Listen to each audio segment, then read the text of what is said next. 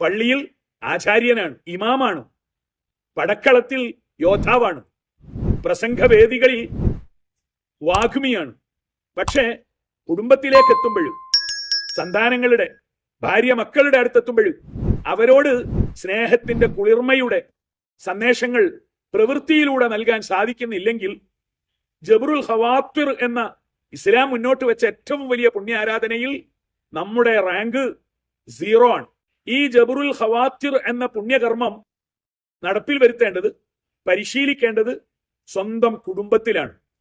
ഭാര്യയോട്, ഉമ്മയോട്, പിതാവിനോട്, സഹോദര സഹോദരിമാരോട്, സന്താനങ്ങളോട് അവർക്ക് മനസ്സിന് ഇമ്പം നൽകുന്ന, കുളിർമ നൽകുന്ന നല്ല സംസാരം, നല്ല സഹായങ്ങൾ, നല്ല ഒരു പുഞ്ചിരി. ജബ്റുൽ ഖവാത്തിർ.